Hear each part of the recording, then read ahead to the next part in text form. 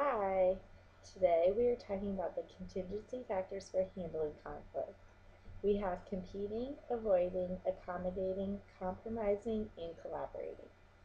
The first one we are talking about is competing, and that is the competing or forcing conflict style that generally leads to antagonism or festering resentment.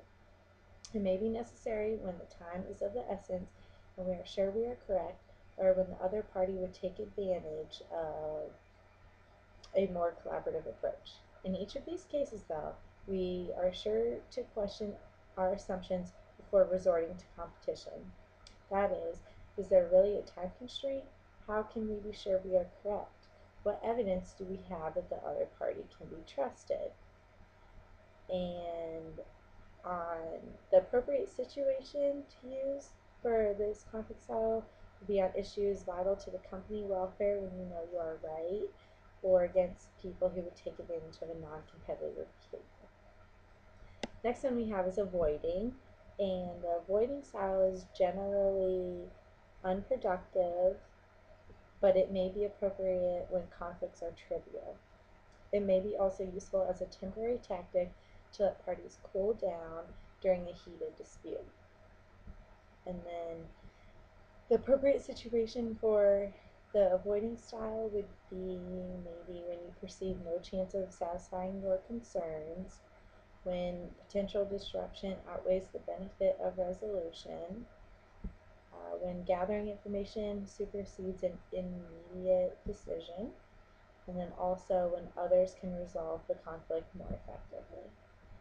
The next one we have is accommodating, and the accommodating style may be acceptable when the other party has great power or the issue really isn't important to us.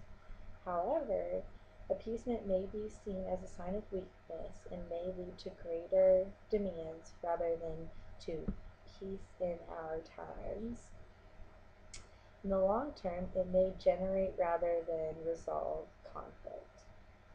And the appropriate situation for conflict or for the accommodating would be to build social credits for later issues, to minimize loss when you are outmatched in losing, and then when harmony and stability are especially important, to allow subordinates to develop by learning from mistakes. The next one we have is compromising, and compromising involves an attempt to find a satisfactory middle ground by splitting the difference between each side. Compromise may be necessary when there is little chance of agreement and both parties have equal power and there are time constraints. So even when such conditions exist, and yet, again, don't forget, we should be sure to question whether they really do. But compromising is unlikely to yield more than an equally unsatisfactory outcome. And you would most likely use this situation, this conflict style, when you're trying to arrive at expedient solutions under time pressure to achieve temporary settlements on complex issues, and also as a backup when collaboration or competition is unsuccessful. And the last one we have is collaborating. This problem-solving style is mutually beneficial when a win-win solution is sought that fully satisfies the interests of both parties. This style discussed in detail. This style requires trust, open sharing of information, and creativity.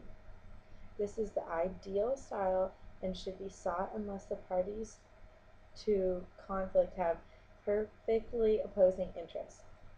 In a different case, though, we should be sure to examine whether those interests are truly opposing or whether the apparent incompatibility is due to misconceptions or failure to see the bigger picture.